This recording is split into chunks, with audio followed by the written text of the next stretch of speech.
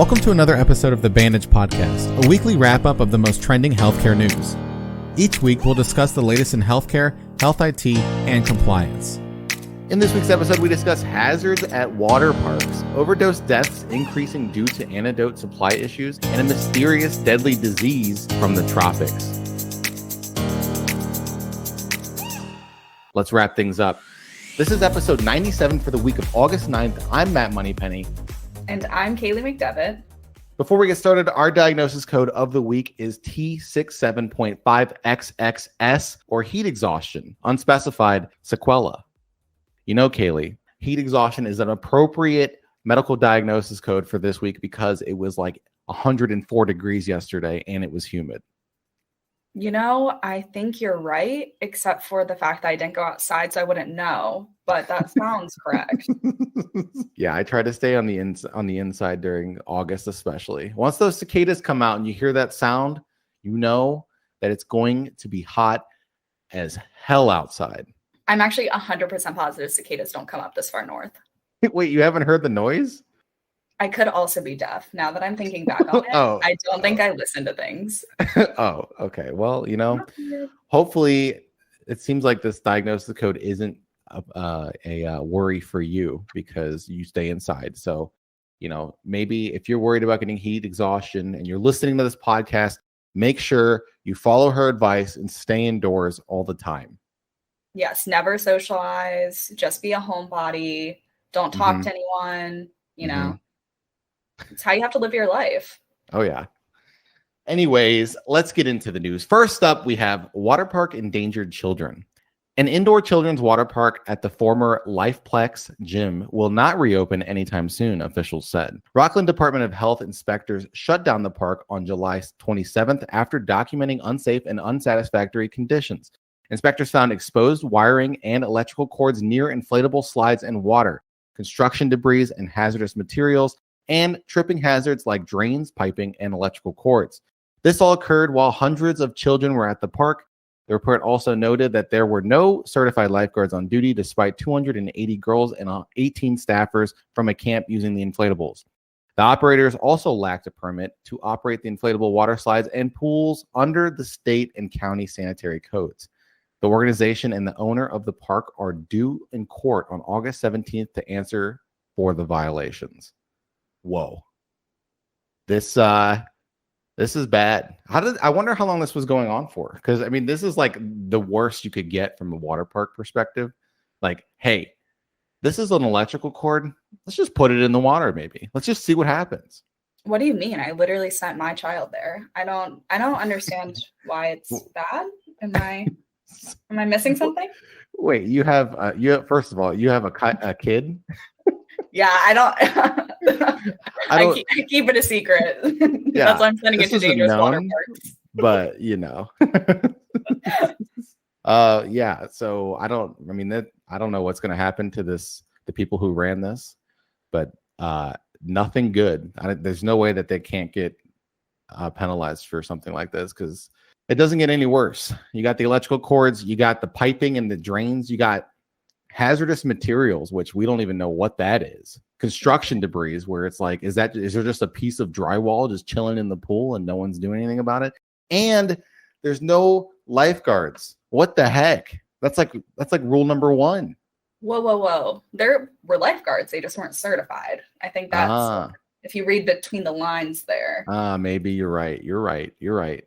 So an uncertified lifeguard. So really, are there even lifeguards if they're uncertified? Okay, you got me there. I haven't, brushed up on my lifeguard. Yeah. So we really will never know. I haven't brushed up on my lifeguard.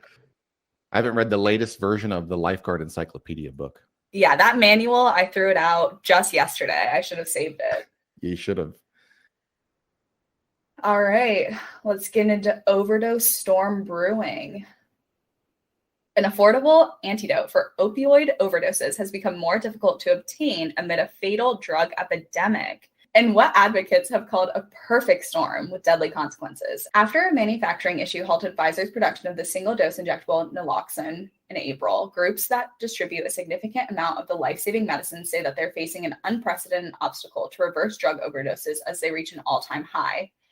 Pfizer said it may take until February before it can meet demand again. Without supply, organizations such as Utah Naloxone must weigh which facilities, including libraries and treatment centers, will no longer stock the antidote. An associate professor of pediatrics at the University of Utah estimated that without the life-saving naloxone on hand, hundreds of overdoses every year would end in death. Very deep. So there deep. is a storm brewing in this instance. So basically, what's happening is Pfizer's production of injectable naloxone is coming to a halt because of a manufacturing issue. And basically, that's going to have a supply and demand issue. It's just simple economics, Kaylee. It's just supply and demand. So, the supply is going to get smaller and the demand is going to continue to stay the same, which means in this case, because it deals with overdoses, people are going to die, which is sad. Yes, I think death in general is very saddening, but especially when it comes to something that seems like it could be easily fixed. And I agree, that economics course I took 2 classes of, supply and demand, Oh yeah. Elasticity no of demand. here. Yep. Yeah. No, there's nothing good. It's bad. I wonder what the manufacturing issue was. I wonder if Pfizer's just focusing more on the vaccine than anything else, and that is going to have some residual effects on their supply chain overall because they're just pushing all of their resources to the COVID vaccine because that's all the rage right now, if you haven't heard. So yeah, I don't know. I wouldn't call it a rage, but it is quite unfortunate that they can't spread out the resources, especially since the opioid crisis has been going on for as long as it has. You would think that they would find a way to distribute evenly, but again, we don't know what the manufacturing issue is. So yeah, no, it's a good point. You raise a good point. Next up, death from the tropics. A rare tropical disease remains the subject of an ongoing investigation by health officials after the recent death of a Georgia man.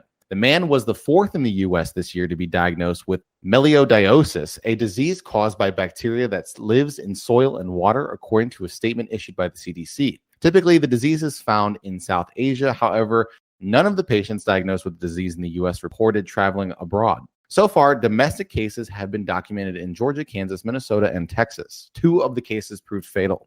Currently, the CDC believes that the most likely cause is an imported product such as a food or drink, personal care or cleaning products, or medicine. Most children who get melioidosis do not have risk factors. People experiencing cough, chest pain, high fever, headache, or unexplained weight loss should see their doctor. Yeah, so this, anything that comes up with a new disease or a rare form of a disease is especially scary right now because of COVID. And, I would be very unfortunate if another pandemic just ended up happening out of nowhere because of some interesting disease that came from the tropics that was carried over in some sort of food. No, I agree. And again, children don't have to worry about it because they're busy at water parks, but this would be nice. Thank you. But yeah, they're busy at the dangerous water parks. They're not worried about melioidosis. Yeah, I wonder what they're going to find is the product or personal care or anything that's coming from overseas. It also is kind of crazy that all of the symptoms are almost very similar to COVID, other than the weight loss thing, which, unexplained weight loss. I feel like most people will be like, oh, I've got a fever and a cold, but I'm losing weight. So it's like, oh, this isn't so bad. But then it seems like it is actually a pretty bad disease. Well, I think unfortunately, as we expand and as our economy keeps growing and we keep importing from different places, I think it's only going to get worse. And especially with the amount of import we take in from Asia, I mean, it's not shocking. Yeah. Right. Yeah, you make a good point. As always, Kaylee, you make a good point. I mean, I don't want to say I'm an economics person or expert, but maybe I'm an economics expert. But yeah, I mean, I wouldn't mind the weight loss, but the rest of it doesn't seem fantastic, Right. just not great, especially during this time when fear is high with the Delta variant. So, interesting places where this is being found. Yeah, time will tell what happens. And with that, let's go into our next segment. BREACH, Breach Patrol. It's a breach! All of the latest cybersecurity breaches. Welcome to Breach Patrol. We talk about the latest breaches all across the world. Take it away, Kaylee. What do we got? We have St. Joseph / Candler ransomware attack. On August 10th, St. Joseph / Candler announced that it experienced a data security incident that may have resulted in unauthorized access to patient-employee information. On June 17th, 2021, they identified suspicious activity in its IT network and immediately took steps to isolate and secure its systems. It was determined that the incident resulted in a ransomware attack. The hospital cannot rule out the possibility that files containing information may have included individual social security numbers, driver's license numbers, billing account numbers, financial information, medical records, and more may have been leaked. St. Joseph Candler is offering notified individuals complimentary credit monitoring and identity protection services. So, Kaylee, I got to tell you, this is the first time you've been on this podcast, but we have a ransomware attack pretty much every single week, and it's always on a healthcare organization because it's such a big deal. Do you know what ransomware is? Yes. It's when, this is my definition, so nobody actually take it seriously. It's when a person or a group retrieves information that can contain hold on. Let me rephrase. Sure. Because, being an expert, I want to make sure that I am correct in what I'm saying. Right. An individual or a group of people steals personal identification or financial records and then use that as leverage to gain some sort of, I don't want to say financial because maybe it's not always financial. No, yeah, it's usually always financial. Ransom should have given that way. Yeah. Yep. Yeah, no, that was good. That was good. You. Oh my God. Well done. You are an expert cybersecurity person already. So yeah, these happen all the time, especially with healthcare, because healthcare organizations, as we know, work with some of the most sensitive information in the world, being PHI or protected health information. What's crazy is it's always people lose their social security numbers, driver's license numbers, billing account numbers, financial information, medical records. So pretty much the worst information, all the information that you have as a person who went to this hospital for an operation or a checkup or something like that is now at risk, which is very unfortunate. The good thing is that, one of the things that they need to do, and a lot of times what we see with these ransomware attacks is the organization who's experiencing the breach offers complimentary credit monitoring and identity protection services. And the cool thing is it's usually free. I mean, obviously they're trying to help as much as they can because they're the problem in this instance. But the problem is that this identity protection service usually only lasts like 12 months. So it's like not that great. Only 12 months? A whole year? Oh. But, if I was a hacker, Kaylee, let me tell you, if I, was the person who hacked this organization, and by law, this organization, because of the breach, I imagine since it's a hospital system, it's going to have more than 500 individuals. They have to notify the media, which in this case they did because it's a press release. So in that press release, St. Joseph's Candler may have put how long the credit monitoring service lasts. So if I'm the hacker, I'm going to wait until that credit monitoring service is expired, because then I imagine most people won't pay for it after that. And then I'll start using and selling the information. Right. So you're an evil genius. I see. Yeah. I'm a very diabolical person. Well, that's what you got to do when you think about breaches. You got to think about what's the bad actor going to do, Well, I don't think they're an actor. I think they're just a bad character in general. But yeah. I don't think they're acting like a hacker. I think they may be a hacker. I think you're right. Just thinking out loud here. I don't think they're acting, Matt. If they are acting, though, maybe they get an Oscar. Delicious. I just think they're a bad person, Matt. I don't think they're an actor. You putting actors in the same vein as a hacker is not good, Matt.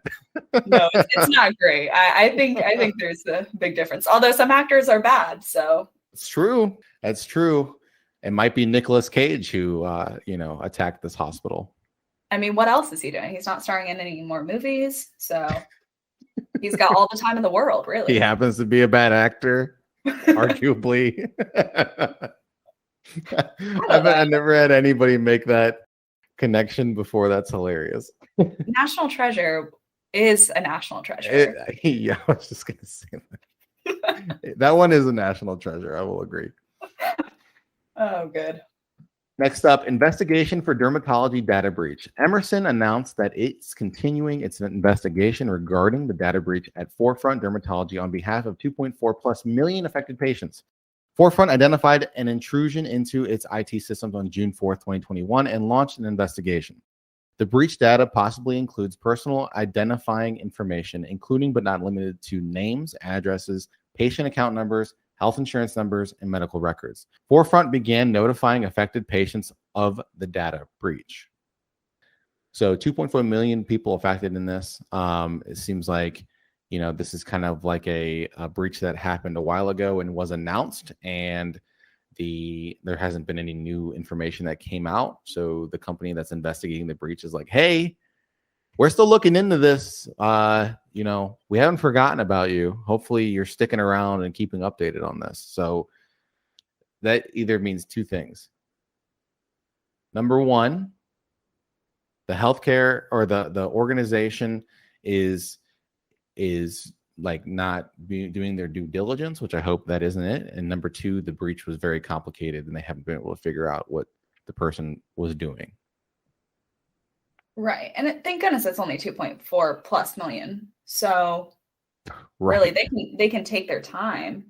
Right. Yeah. There's no time is not at the essence here, just got to do what you got to do. It's a walk in the park. I think, it's probably the latter of the two scenarios that I said, because 2.4 million people affected, that's a lot to try to remedy and go through and look at what happened and see who was affected and identify and reach out to all those patients and say, hey, your stuff, it was breached. Well, not just their stuff, pretty serious things, but I see your valid point. Mm-hmm. Mm-hmm. Yeah. That's unwell, as I say. Unwell. Yes. People come to the hospital and it's unwell because they're feeling unwell, and then this unwell thing happens to them. Yep. Well, dermatology is not just feeling unwell, Some people just want to spruce up their face. That's true. Very true. Other things. I'm going to look up what a dermatologist is after this. All right. Let's get into 1 in 4 companies using Microsoft suffered security breach. A study from Hornet Security examined email security levels and concerns among businesses using Microsoft 365. The survey of 420 plus businesses found that 23% of them reported an email-related security breach. Of these security breaches, 36% were caused by phishing attacks targeting end users. 54% of all respondents said that they have yet to implement conditional access rules, along with multi-factor authentication, which prevents users from logging into their accounts from unsecured networks.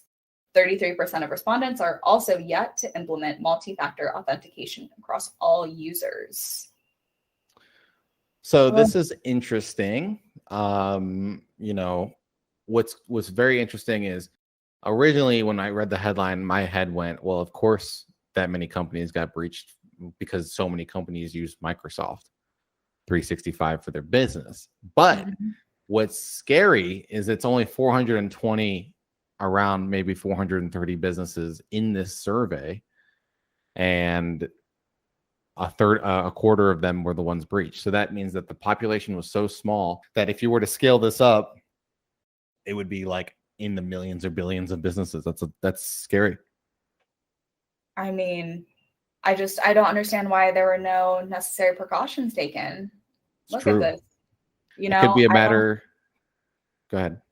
No, you go ahead. You take it away. It could be a matter of there's not enough. Maybe Microsoft has the features to help organizations secure their environment, but maybe they're a little bit hands off with it and don't necessarily make it super available for them. Or maybe it's not even Microsoft's fault. Maybe it just so happens that the businesses that use Microsoft 365 are the most likely to also not care as much about cybersecurity, right? It's one of the things that needs to happen, though, is that all of these organizations need to set up multi-factor authentication, because that is like the number one way to avoid getting your account hacked. Right. And if we really think about it, that should be the first step. Everyone needs to know about these, especially as we become more digitized. We really need to be watching out for this. People need to make sure that they're taking every step necessary to not have this happen to them. Phishing attacks, really easy to avoid. Don't click on anything. If you don't recognize the email address, don't click on it. Right. Exactly. Make sure that you're the only one logging into your account. Well said. Thanks. Oh my gosh. Yep. Cybersecurity expert Kaylee coming in. You're welcome. That's what I'm here for. And that's it for this week's wrap up of your weekly healthcare news. I'm Matt Moneypenny. And I'm Kaylee McDevitt. We'll see you next week. Thank you for listening to the Bandage Podcast produced by eTactics.